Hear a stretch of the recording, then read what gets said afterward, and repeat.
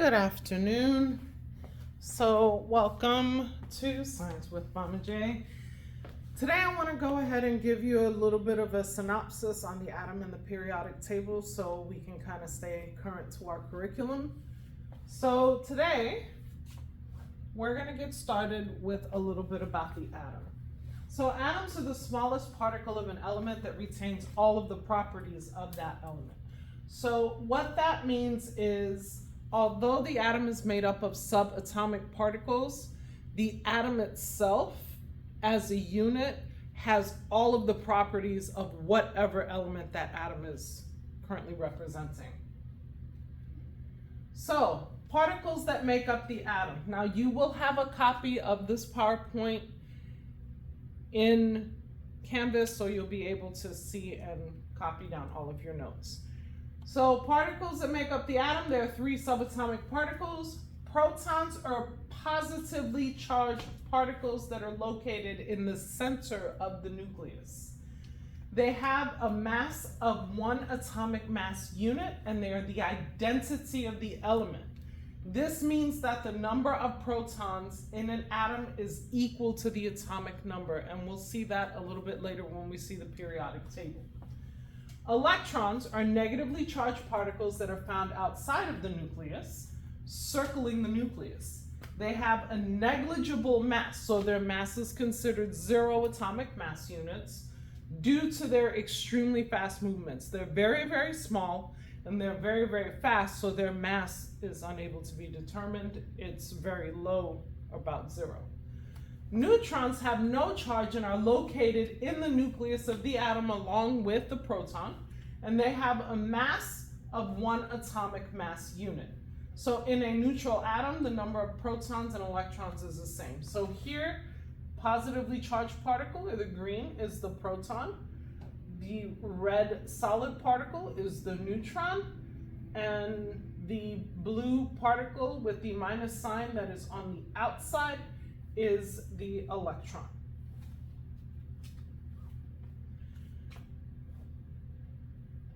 Neutral atoms, the natural state of an atom in a periodic table, have the same number of protons and electrons. Ions are positively charged or negatively charged atoms. They become charged when they gain or lose electrons, and we will cover that in a little bit. Isotopes of elements have a different number of neutrons.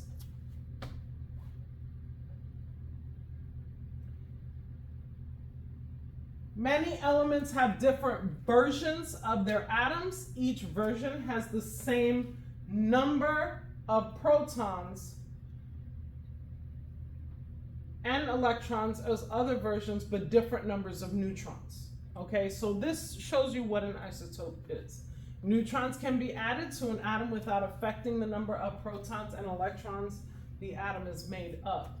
Isotopes are fat or skinny elements with a different mass than on the periodic table, but with the same number of protons and electrons. So for example, hydrogen in its natural state has 1 proton and 1 electron. It can have 1 neutron and it can have 2 neutrons. Helium, typically, because it has 2 protons, it has an atomic mass of 4 because it also has 2 neutrons, but you can have a skinny version of helium where it only has 1 neutron. Now, some of you may have heard of carbon-14 when you studied 7th grade science and you talked about carbon dating. So when we talked about carbon-14, what we were looking at was, instead of there being 6 protons, 6 neutrons, it was 6 protons and 8 neutrons, giving you an atomic mass of 14 instead of 12. So determining the number of subatomic particles in an element, protons, the number of protons is equal to the atomic number in an element. Electrons, the number of electrons is equal to the number of protons in a neutral atom. the number of neutrons is equal to the atomic mass minus the atomic number, and we're going to do some examples of this in a moment. So looking at a periodic table, now you will get a copy of the periodic table today, but this is not what your periodic table looks like, and for good reason. So, couple of things to know when you're looking at a periodic table. You have your atomic number, your atomic mass, your element symbol, and element name. Those four pieces for what we do in our class are extremely important for you to know. So, I'm also looking at the periodic table. You have two very important parts which we're going to be reviewing repeatedly. You have your groups. So there are 18 groups. So this is group 1 going all the way to group 18. And you have 7 periods. 1, 2, 3, 4, 5, 6, 7. Now, one of the things I've asked quite often is what these are. And these are called the lanthanide and actinide series.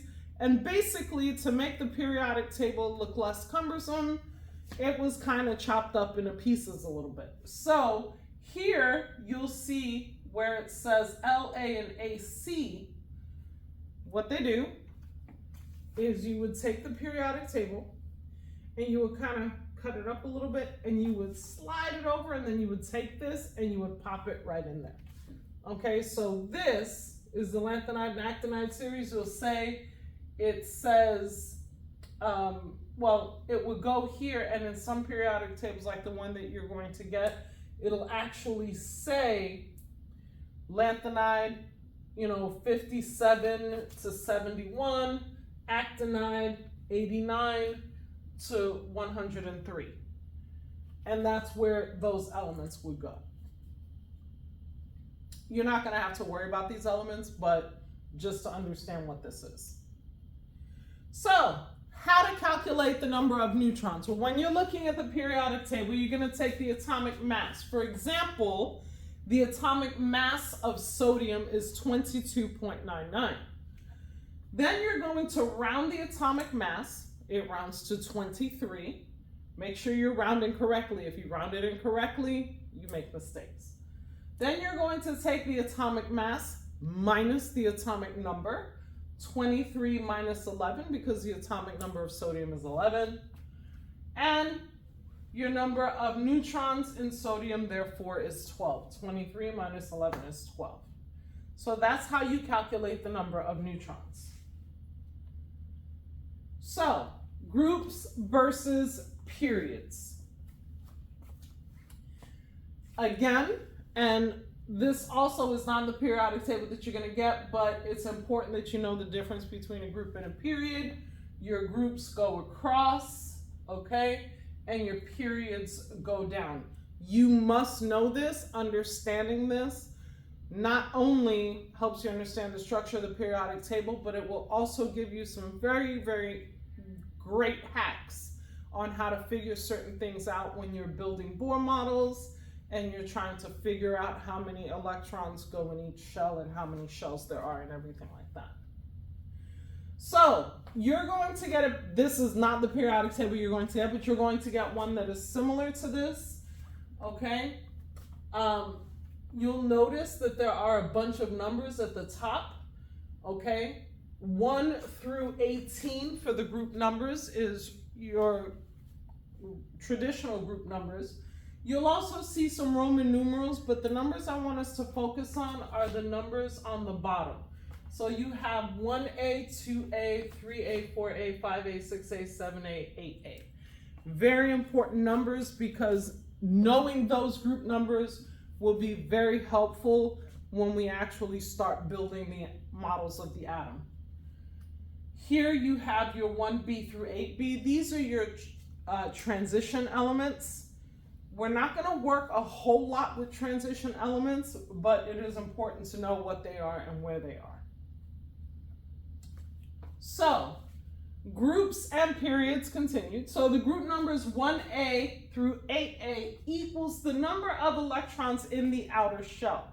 So going back for a minute, boron is in group 3A.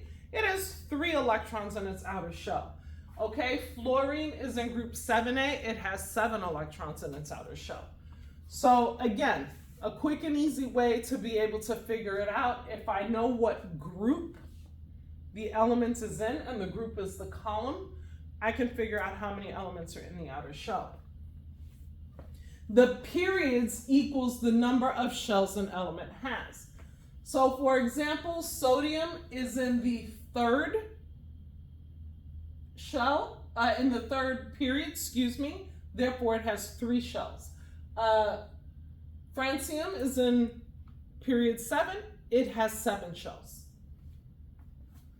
The valence shell is also called the outer shell, so the outermost shell in a model, and when we build models, you get to see these. And the maximum number of electrons in the valence shell, in the first shell is 2 electrons, and the second shell is 8. Third is 8, fourth is 18, fifth and sixth both have a maximum number of 32, and the 7th shell has a maximum number of 18. And that is it for that. Now, you are going to be getting an assignment. I'm going to show you what is expected of that assignment.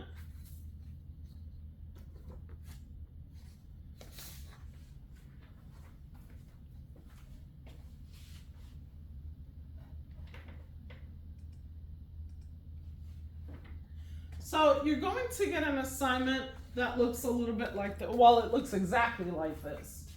So I'm going to take an example that is not up here, but I'm going to show you how to do this assignment so that you know what you're doing. So let's say we're looking at